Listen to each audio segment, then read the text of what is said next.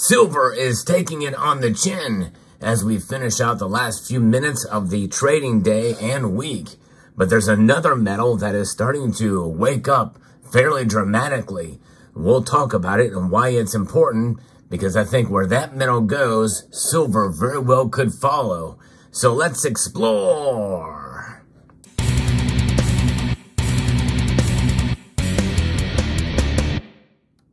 It has been a fairly interesting week in trading for the precious metals complex.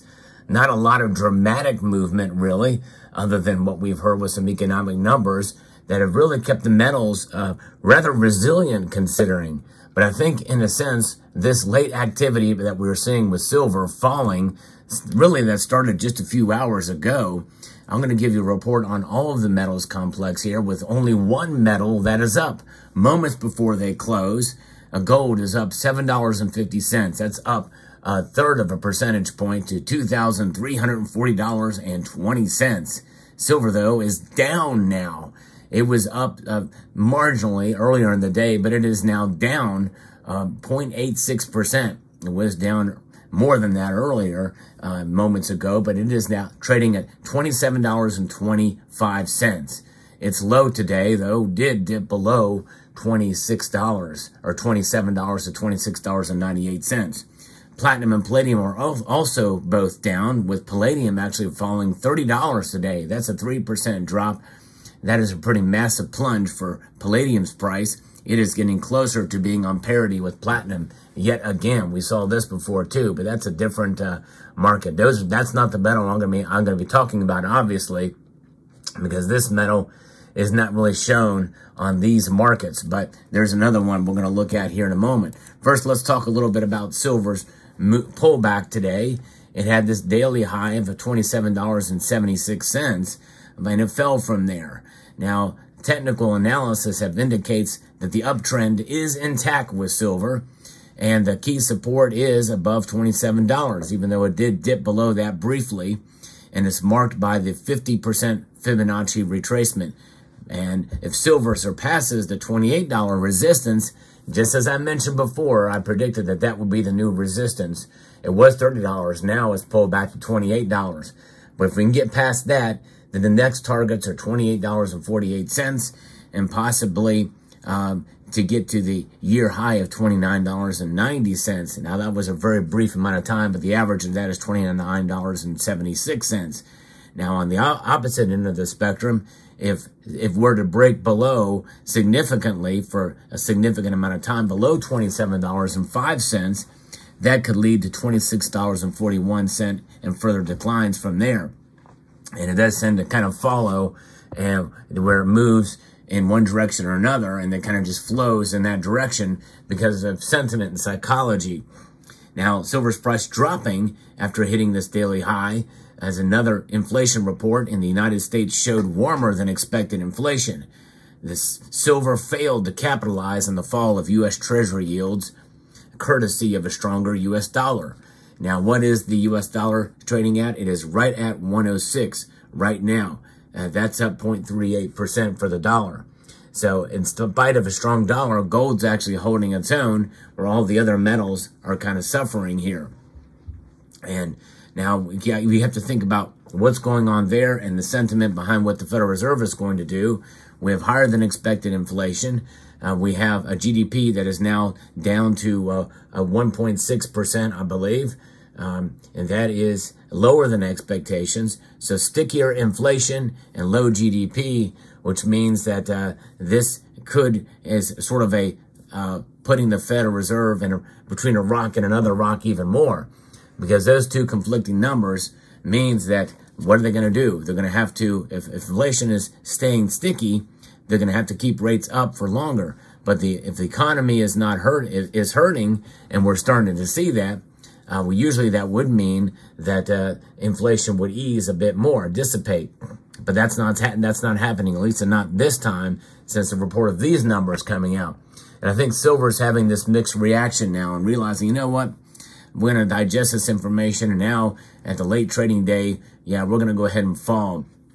And now others will attribute it to this frequency trading, high frequency trades that occur. But if you look at the market, volume is up, and it's really that volume is supporting to move back from the lows that we saw today. Silver is climbing back up slightly, but not by much, and in this late hour. So what does that mean? Well, it means that silver's price is probably going to hover around this point, and obviously the markets will be closing soon, and it'll be very interesting on Sunday night what the markets open up in Asia. I hope you will join me here on Sunday night for that market watch. Now, I do have a little bit of a head cold and chest cold slightly here. I know I'm not under the weather. Actually, I am under the weather. We're all under the weather, whether we feel good or not. So I do apologize for my voice, but this is the market that we're dealing with now. And so that leads us to wonder, what is this other metal we're talking about that we should take into account here? And that other metal that's up today, let me tell you, because it's priced in pounds, and it is up and dipped back slightly, and it is trading at $4.49 a pound. That's right, I'm talking about copper. Copper, that's right. Copper is starting to get the attention of folks out there now, and I think that is quite telling, because where copper goes as an industrial metal, that very well could be where silver goes. And so it's a metal to pay attention to, and I've talked about this before with this metal, because copper is a metal that as an industrial metal, just as silver is an industrial metal, it's the metal to kind of keep track of and see where it's going. I don't encourage people to stack it like you see me doing here. These I bought a long time ago when copper prices were much cheaper, but even at 99 cents a pop, which is what I paid for these rounds and bars, I'll never recover that if I go to sell them. No question about that. I just kind of wanted to have some in the collection, knowing full well that you're paying huge premiums for it. But copper is a metal to watch, and I think we should see where it goes from here, because typically silver will follow copper as an industrial metal. And I think that is why the prices are lower and right now, and they have been dipping here for this afternoon, and a little bit there with copper as it sprouted out. Now, the last time the copper was at about $5 a pound was back in the invasion of Ukraine in 2022. And we're seeing prices now that came fairly close. I think it went to $4.68 or something a pound. And then it scaled back from the reports that I've been able to see. So it's interesting indeed to see, and they can give us a gauge on where things are going. What does this mean? Why is copper up? Well, it could be that as we see economic numbers and the potential for the Federal Reserve to lower interest rates, that's going to potentially spur economic activity. And I think there's mixed feelings about when they're going to lower interest rates. And I believe that only now in late trading is they're nervous about it. But earlier, when the prices were up, they were thinking they were going to lower interest rates, maybe even sooner rather than later. And you know what? The more I think about it, the more convinced I am that they are going to do it probably later, maybe in September. They may, or maybe in July, possibly, because it does take a while for, once they do lower those interest rates, for it to propagate out to the economy. And I think that July would be the time that they would do that, or maybe September. And they want to have it happen before the election happens so that they can say, well, hey, we've got some good economic data that has come in, and it'll give them a re-election boost, so to speak. And do not put it beyond the Fed to act politically. They really have been for quite some time. It's just that it's become much more apparent nowadays. You have to keep in mind politics, domestic or geopolitical, they do make a difference in metals prices, which is why we like to track all of it, no matter what your views are on political, domestic, or otherwise, in the world, in political world, they do have an effect on precious metals. I think most of us can agree to that, for sure. But copper is a metal to watch, as it is, as we compare it to silver, especially because silver has a dual role. It is an industrial metal and as well as a monetary metal. But its role as an industrial metal, as a commodity, far outweighs that as a monetary metal, hence why you have the gold to silver ratio now sitting at 86 to 1. there's no secret as to why that's occurring, because silver is seen as an industrial metal these days. And the demand for it and everything else, and its price performance, and today's reaction where we're seeing it move in the exact opposite direction of gold, widening that ratio now to and getting closer to 90, that tells you something.